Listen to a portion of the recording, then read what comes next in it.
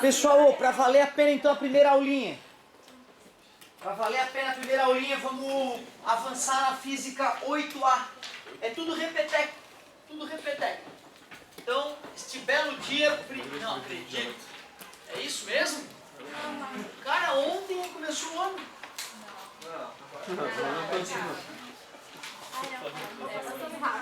Passa muito rápido, cara. Não é só esse ano a vida, né? Passa muito rápido. Tem que aproveitar, tem que aproveitar. Estudar, né? Mas aproveitar também. Não é fácil saber selecionar o quanto de cada. Cara, assim, ó, estática de corpo extenso. Lembra que recentemente a gente viu o momento de uma força? Estática de corpo extenso. A gente analisou aquela ideia para poder aplicar nesse momento. As duas aulas eu vou fazer um exemplo de cada aula. E aí é o que eu preciso para que tu depois consiga fazer as tuas tarefas. Então, exemplo 1. Tem lá uma barra rígida e homogênea com massa de 20 kg, apoiada em 2 pontos nos apoios A e B. E sobre esta barra está apoiado um objeto que acaba aplicando uma força vertical para baixo de 30 newtons.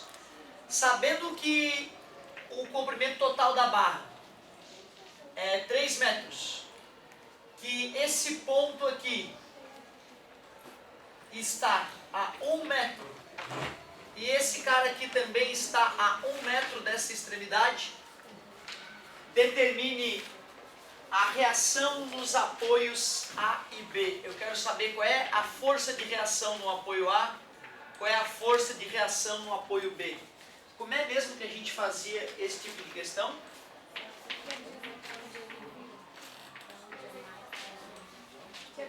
É isso, eu não preciso, o aluno mesmo toma essa decisão. Sem problema.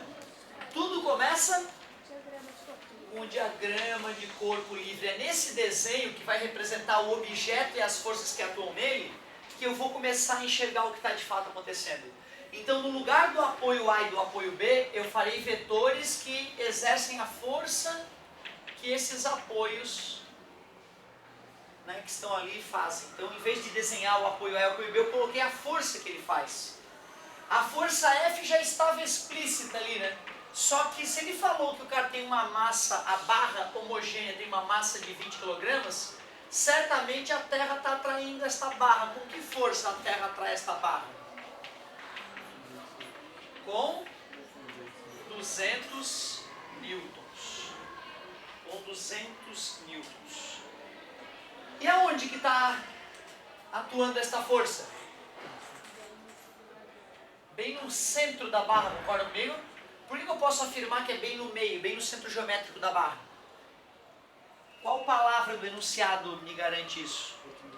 Que a barra é homogênea. Um corpo que é homogêneo, ele não pode ser mais denso de um lado, menos denso do outro, né?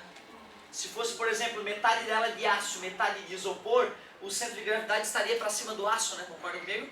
Como ela é homogênea, feita de um mesmo material e com a mesma densidade em todos os pontos, com as mesmas propriedades físicas, então a gente conclui que o peso está bem no centro geométrico, bem no meio da barra. Nós conhecemos aquelas distâncias todas, concorda comigo? Então o diagrama de corpo livre está feito. Segundo passo, equação do momento resultante ou da força resultante? O ideal é começar pela equação do momento ou da força? Momento. Não é que é obrigatório, é melhor só. Momento resultante igual a... Está parado, quanto é que dá o momento resultante? 0. São as duas condições de equilíbrio. São as duas condições de equilíbrio. Foi a... Fafá? Momento resultante igual a 0. Por quê? Porque se a coisa está parada, não está girando, né? E se tivesse momento, a coisa estaria girando, né? Concorda comigo? Porque momento, força vezes braço e alavanca é a grandeza física que me permite calcular, né, a tendência, a capacidade de girar um objeto. Se esse objeto não está girando, eu tenho que concluir que o momento resultante, ou seja, a soma de todos os momentos, é igual a 0. Só que para calcular o momento eu preciso de uma distância, braço de alavanca. E aí eu tenho que selecionar um ponto de giro, né? A dica que eu dava para vocês lá no ano passado é escolher como ponto de giro o ponto de aplicação de uma força desconhecida. Como eu não conheço nem RA nem RB, certo? E conheço FP, seria interessante escolher o ponto A ou o ponto B como ponto de giro. Eu vou escolher o ponto A. Eu tenho a tendência de sempre escolher o ponto extremo esquerdo, da esquerda. Não é obrigatório também, mas para não ter que ficar pensando, eu sempre escolho o da esquerda, caso eu não conheça essa força. Professor, por que essa dica? Porque se tu seleciona qualquer outro ponto, tu poderia escolher qualquer ponto da barra para fazer essa análise, gente, daria o mesmo resultado. Se tu não escolhe esse ponto de aplicação de uma força desconhecida, tu não vai conseguir uma das respostas na primeira equação, tu vai ter que montar uma segunda equação, força resultante igual a zero, e fazer um sistema de equação. Então, selecionando como ponto de giro o ponto de aplicação de uma força tu economiza tempo. Quantas forças vocês enxergam? Então são 4 momentos. Todos eles somados tem que dar zero. E aí a colega falou, professor, eu preciso saber para onde é que é mais, para onde é que é menos. Sim, e é a gente que decide. Eu sempre decido que o anti-horário é mais. Não sei por que cargas d'água. Eu viciei nesse sinal. Se quiser fazer o contrário, dá o mesmo resultado. Agora o momento que a galera mais erra. O pessoal erra pouco, depois que treina, né? O pessoal erra pouco fazer desenhozinho, porque é intuitivo, né? E mesmo que tu errasse no desenho, se tu supor que, por exemplo, a RA é para baixo e ela for para cima, vai dar negativa a resposta. Aí tu vai ver, errei o sinal, o desenho. Mas a galera erra muito reconhecer se o sinal é positivo ou negativo de um momento. A gente está mais acostumado a trabalhar com força resultante igual a zero, né? E aí, quando a força está na vertical, para cima eu posso dizer que é mais, para baixo eu posso dizer que é menos. Que é uma coisa comum na nossa vida, lá desde o plano cartesiano, no fundamental. E momento não é para cima ou para baixo, momento é girar para um lado ou girar para o outro. Nesse caso, vai acabar coincidindo as forças que são para baixo, vai dar um momento negativo. Concorda comigo? Ó? Força F e força peso. Concorda comigo? Então tem o momento do RA, tem o momento do F, o momento do peso e o momento do RB. Peguei o objeto, fisicamente, podia ser minha lapiseira, segurei com os dedos em forma de pinça o ponto A, que eu selecionei como ponto de giro. Não gira, entendeu? Eu estou fingindo que gira. Olha que interessante. Apliquei a força F com o meu outro dedo, girou para o sentido negativo, então eu boto um menos ali. Apliquei a força P, girou no sentido negativo, botei um menos ali. RA, se tu fizer a força bem no ponto de giro, tu vai ver que não gira. Por mais que tu faça a força, não vai girar. Aí o cara fica inseguro, né, se ele coloca mais ou menos. Se o sujeito aplica a força para cima, dá um resultado. Alguns acabam decorando que para cima é mais, para baixo é menos, vai acabar dando problema. Observem que se eu tivesse selecionado como ponto de giro esse ponto aqui, uma força para cima pode girar tanto para o sentido negativo quanto para o sentido positivo, concorda comigo? Tomem cuidado com o sinal do momento. Momento, o que é mesmo? É força vezes braço e alavanca. Força vezes braço e alavanca. Força, braço e alavanca. Força, braço e alavanca. Força, braço e alavanca. É mecânico e chato pra caramba, eu confesso. Mas se treinar fica ridículo. Se não treinar fica impossível. Incrível, né? Não faz, fica impossível. Faz, fica ridículo. Essa é a física. Não é física da NASA, é física básica. Certo? A da NASA é difícil mesmo, eu confesso. Então, ó. Acabou. Acabou. Agora é só botar número. Me ajudem a botar os números, por favor. Me ajudem a botar os números. Quanto é o RA, a gente sabe? Não, é RA. Qual é a distância da força RA até o ponto A? É zero, porque a força está passando pelo ponto de giro, né? Era por isso que eu não conseguia detectar se era mais ou menos, é porque era nulo, não girava. Valor de F. 30 newtons, né? Valor de F, 30 newtons. Vezes distância, 1 metro. Braço de alavanca para a força de 30 newtons é 1 metro. 1. Menos peso, 200, parabéns. Braço de alavanca, 1,5, porque está bem no meio da barra, 1,5, obrigado. Mais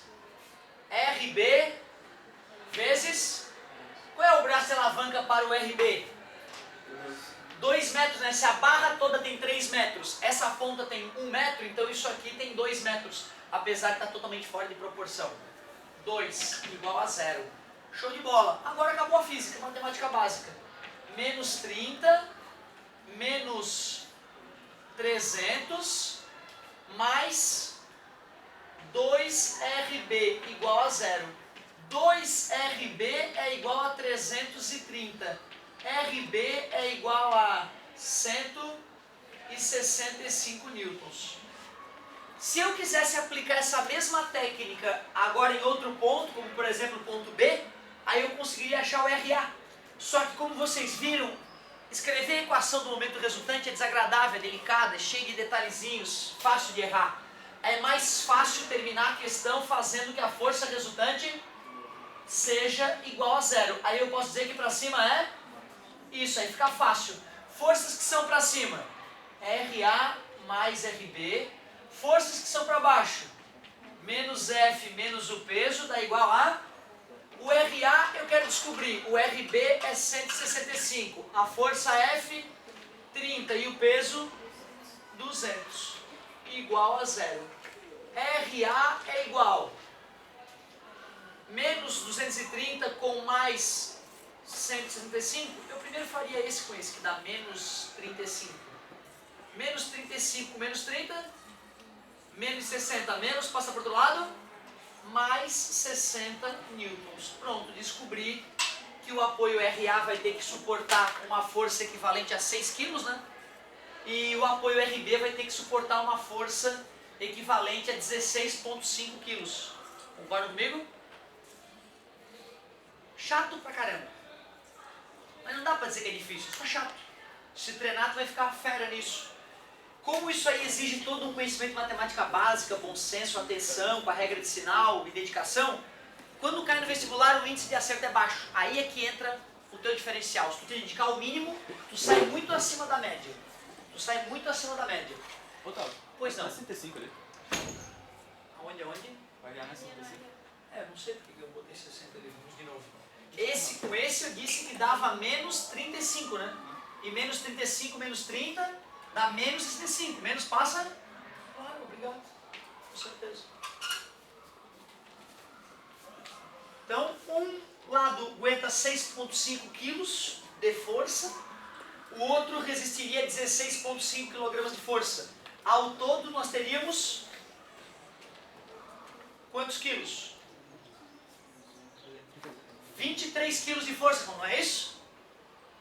20 quilos é o da barra, 3 quilos é o objeto que estava aqui, né? Concorda comigo?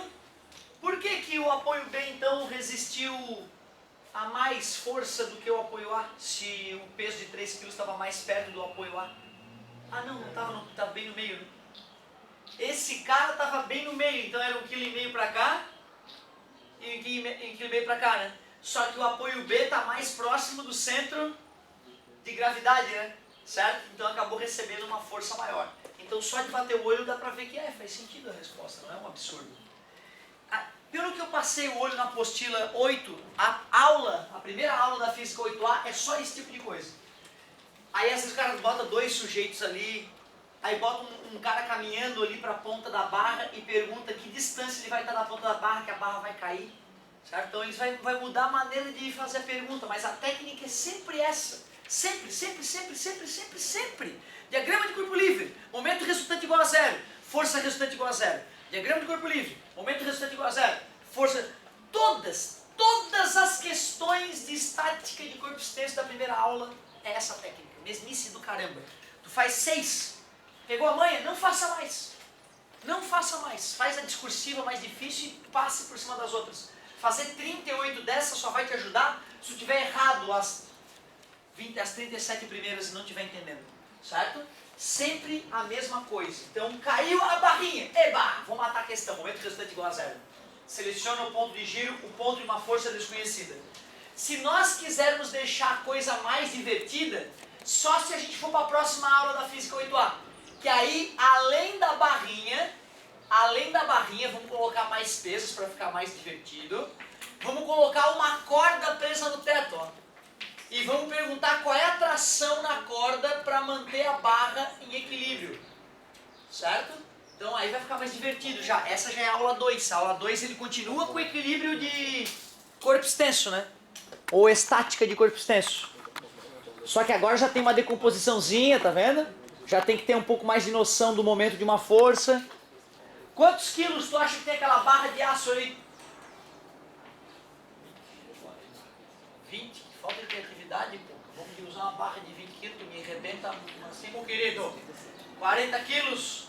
Deixa eu ver que distância será daqui até aqui, que distância daqui até lá. Quanto? 5? E aqui então? Pode ser, vou botar 15 porque eu sou gente fina. Aliás, 20 vai ficar mais gostoso para vocês, eu confesso. 20 vai ficar mais legal. Ótimo. E vamos colocar alguma coisa aqui, né? Vamos colocar alguma coisa aqui, tipo uma pessoa. Um operário da construção civil, bem alimentado. Certo? Ele tem 100 quilos, na verdade é um sujeito magro de 2,10 metros. Certo? Então 100 quilogramas. É que a silhueta ali, né, ficou atrapalhando. A silhueta não está num ângulo bom. A pergunta é, qual é a força de tração suportada pelo cabo que sustenta o sujeito? E aí, galera, me ajudem, agora é com vocês. Já mostrei como é que é a ideia, agora não é por causa daquela decomposição tosca ali que ficou mais difícil, né? Momento resultante igual a 0. Faz o diagrama de corpo livre. Que forças? Tem o peso, onde é que está? Que peso de quem? O peso do cara, então, o peso do homem. O apoio, está empurrando para baixo ou para cima? O apoio, vamos chamar de reação.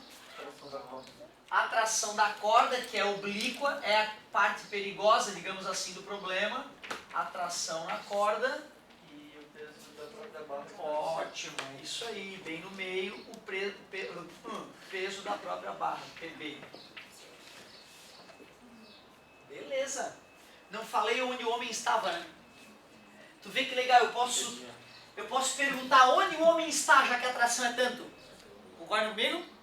Mas a brincadeira era a atração, né? Então eu vou ter que dizer onde é que o homem está. Essa distância aqui, como vocês podem perceber, é 10 metros. Fala, amigo. Não teria que decompor daí. Isso, com certeza. Então, obrigado pela dica. Já vamos botar o 30 graus e mãos à obra. TX, TY. TY. E só de decompor, eu percebo que para aquela coisa se sustentar naquela posição, vai ter que ter alguma força se opondo a TX, né? Da corda não é, porque a corda está puxando para lá. O homem não pode ter poderes paranormais, né? Pelo poder da mente anular o TX. Então só pode vir daqui, né? Concorda comigo? Quando a gente faz uma pontinha dessa, a gente só quer dizer que resiste à força desse jeito. Então, na verdade, eu vou fazer algo assim, ó, um pino articulado, de tal forma que eu perceba que a barra pode fazer isso, certo? Para justificar, né, a tensão para cima, mas ela não pode nem ir para a direita, nem para a esquerda. Portanto, vai ter o RY, mas deve ter também uma reação RY e o RX. Assim eu consigo perceber que o RX vai ter que ser igual ao TX. Tu vê, esse detalhe que eu estou comentando não faria parte da solução do problema. Eu estou comentando para enriquecer ele, para tu sacar, né? Pô, peraí. Se tem uma força para a direita e o objeto está em equilíbrio estático, né? Está parado, então tem que ter uma força para a esquerda, né? Certo? E aí já muda a figurinha. Aí a figura já muda tecnicamente, já não é aquele batentezinho pontudo. Já deveria ter algum pino ali que pudesse deixar a barra girar, mas não deixar a barra nem para a direita, nem para a esquerda. Legal. E agora? Estamos bem encaminhados. O que a gente faz? É o TY, porque o TX não vai fazer a barra girar, né? É o TY que vai gerar momento. TY é igual a T vezes seno, né? Porque está sem ângulo, né? O TX aqui é com ângulo, beleza? TY é igual a T vezes 0. Beleza, já achamos uma expressão para TY. A gente não tem o T, né, que é a nossa incógnita. Queremos saber que cabo de aço comprar para essa estrutura, né? Então temos que calcular primeiro quanto é a tração. Estamos bem encaminhados. O que está faltando? Ver quantos momentos são. Ver quantos momentos são. 1, 2, 3, 4, né? Já que o Rx e o Tx não vão gerar momento, não precisamos nos preocupar. Então, momento da RY, momento do peso da barra, momento do peso do homem, mais o momento do TY é igual a 0. Isso, vamos variar o cardápio só para te provar que vai continuar dando certinho. Podemos girar para o sentido oposto positivo, não vai mudar nada na nossa vida. Faltou um ponto importante. Escolher o ponto de... Isso. Qual é o ponto de giro? Nós temos o direito físico de escolher qualquer ponto na barra, mas o segredo para economizar energia é escolher um ponto de aplicação de uma força. Quem nós desconhecemos além de T? O R, né? Certo? O R e Y eu não conheço. Por que eu vou selecionar esse ponto aqui, ó? Por que eu vou selecionar esse ponto, que eu vou chamar de ponto G? Só porque eu quero achar o T, né? Se eu coloco o ponto de giro, aquele ponto ali, aí o T vai sumir da equação. Aí, de qualquer maneira, eu vou ter que escrever uma outra equação para achar ele. Por isso que vale a pena escolher o ponto G como ponto de giro. Então, vamos lá. O RY, que atua bem no ponto G, o momento dele vai ser positivo, negativo ou nulo? Negativo, positivo, estamos indecisos, vamos deixar mais ou menos. O peso B, o peso da barra, vai girar a barra no sentido positivo ou negativo? Positivo, gira para cá, positivo. O peso do homem? Positivo. E a tração Y gira no sentido negativo. Beleza. O que é momento? Força vezes braço de alavanca. Força vezes braço de alavanca daquela força. A força vezes o braço de alavanca da maldita força. É a força vezes o braço de alavanca da força. Então isso aqui é distância RY igual a 0. Como isso me gerava um mal, assim, sabe, internamente no coração, tem que botar as letrinhas, tem que ser organizado. Eu sempre fui o rei da desordem. E como isso me atrapalhou, como eu demorei a conseguir me organizar. E tu vê que não é o bicho ainda, né? A letra não ajuda ainda. RY, não sei. Distância da força RY ao ponto G escolhido como ponto de giro. 0, por isso que o pessoal estava indeciso, eu acho, né? Porque realmente ela não ia fazer a barra girar. Mas, qual é o peso da barra? 400, obrigado, M vezes G, né, galera? Braço de alavanca. Ah, que bonito que vai ficar isso. Qual é a distância do peso da barra, que ele fica bem no meio, até o ponto G? 14,5. A barra toda tem 25 metros. Metade, 12,5. Tira esse 5. Quase 7,5, né? Então, de novo, a barra toda é 25. Divide por 2, 12,5. Se esse lado aqui, que é a metade da barra, mede 12,5 e essa distância aqui é 5, 12,5 menos 5, 7,5 é o braço de alavanca. 7,5 mais peso do homem. 1000 newtons, M vezes G. Braço de alavanca. Para ele, para o homem. Distância do ponto de aplicação do peso do homem até o ponto de giro. É o 10 direto, né? Já está direto lá, né? Na figura, né? Menos tração Y, que eu sei que é 0,5 vezes a tração, que multiplica braço de alavanca. É, né? 25 menos 5, né? Já é o 20, né? Porque olha só onde é que a tração está atuando, onde é que o TY está atuando, e olha lá qual é o ponto de giro. Já é o próprio 20, não é? Então, 20. Tu vê, né, cara? Às vezes o delicado não é a física por trás do negócio, é tu enxergar geometricamente as coisas, é tu errar um sinalzinho, é tu multiplicar. Geralmente é a matemática que nos tira ponto na física, né, cara? Além da matemática, o cara tem que saber física na matéria, pô. É complicado, mesma coisa na química. Né? Se o cara tem uma matemática básica ali, só que de repente não é tanta matemáticazinha, né? Mas se o cara tá mal na matemática básica, a química sofre junto, né? Se bem que tem parte que é teórica, né? Tem parte que é teórica. Vamos ver. Vezes 4, né? Vezes do 15, 30. 30 com mais 2 zerinhos, 3.000. Confere? Mais 10.000, olha que números gostosos de trabalhar. Mais 10.000, menos 10t, igual a 0. 13.000 é igual a 10 vezes t. Divide por 10 ambos os lados, 1.300 newtons. Ou seja, esse cabo de aço tem que resistir a pelo menos 130 quilogramas, concorda? Porque se tu for lá na loja de material de construção, geralmente no computador do cara que vai te atender não vai ter a força em newtons, vai ter a massa que aquele cabo pode... Quanto é que tu compraria? É pelo menos, né, cara? Na engenharia, quando a gente fica inseguro, se a gente está inseguro, e ainda, se tu fosse vender 1 milhão dessas coisas, com certeza, né, cara, tu deveria usar um valor bem justo, assim, tipo uns 150, como tu falou.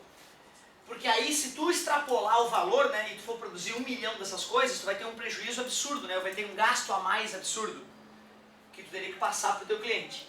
E aí, se alguém fizer um pouco mais econômico, quebra a tua empresa. Agora, se tu vai fazer isso uma vez, o engenheiro não ia nem fazer as contas, ele ia olhar e, não, pega lá um cabo que resiste uns 400 quilos, lá, pronto.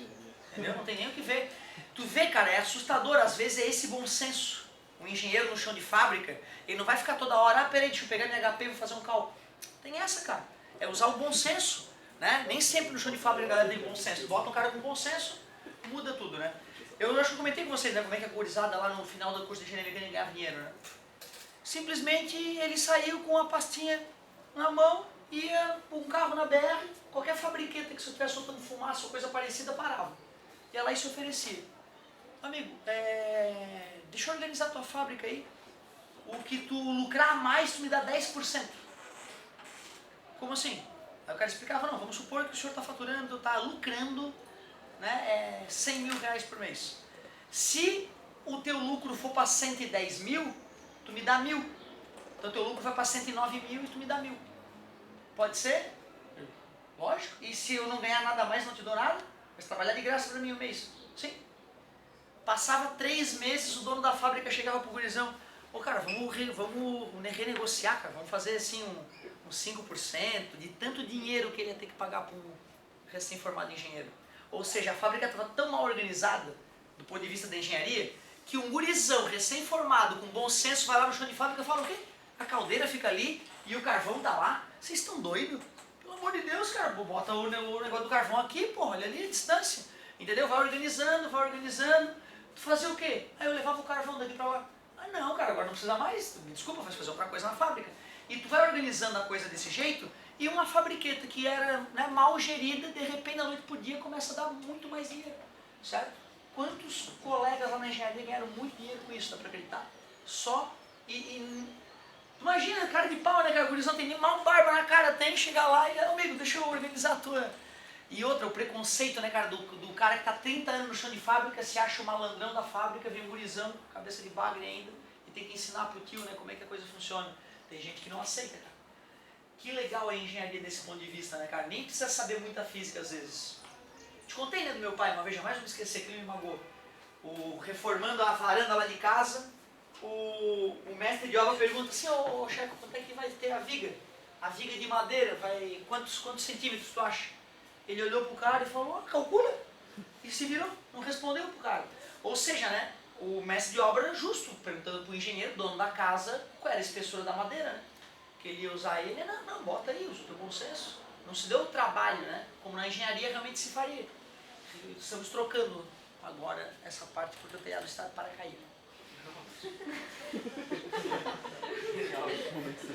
Não, assim, né? Acontece, o cara, né, não gastou energia naquele dia e agora a gente faz a substituição da brincadeira. Certo? Fala, meu querido. Alguém fazer um comentário aqui? Gente, 2 aulinhas foram. A outra aula, cara, é uma matéria que vai remontar o final do primeiro ano. primeiro ano do ensino médio, a gente começou a ver o que eu vou te contar agora. Otávio, Oi.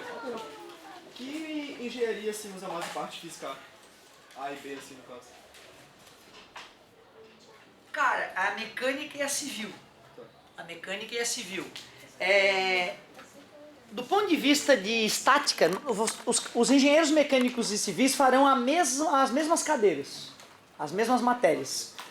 A diferença é que se o professor vai dar uma aula para uma turma de civil, ele vai dar preferência em exemplos que envolvam prédios, pontes. E na engenharia mecânica, quando o cara vai fazer estática, o professor, se for o curso de engenharia mecânica, vai dar preferência por estruturas de motores, porcas, né, uniões parafusadas, uniões soldadas.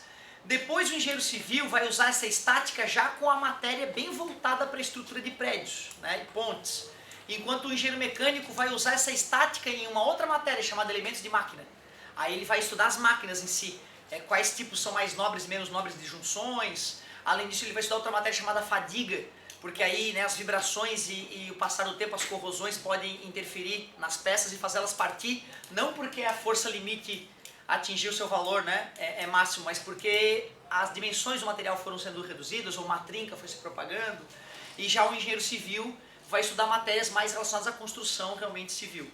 Mas tu vê, né, antigamente não tinha nenhuma distinção das engenharias no básico. Todos faziam a mesma matemática, a mesma física, só que aí depois a galera percebeu, poxa, a física é a mesma, mas um cara vai usar no prédio, outro cara vai usar dentro das máquinas. Por que não separar, né?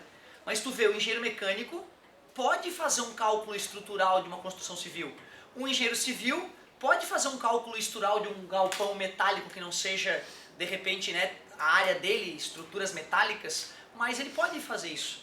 Eu não sei se já comentei com vocês, o engenheiro mecânico ele pode também assinar parte elétrica de prédios até uma certa, né, até um certo valor de quilowatt-hora, não lembro quantos, mas é prédio de até 2, 3 andares, né, ou seja, que não tem circuitos elétricos muito grandes, o engenheiro mecânico no canudo está autorizado a fazer aquele tipo de projeto também. Claro que aí o engenheiro elétrico vai muito além, né, nessa parte de eletricidade, na física C principalmente, né. Legal! Pessoal, deixa eu comentar então, fazer um comentário rápido nesse finalzinho sobre a física que nós vamos rememorar.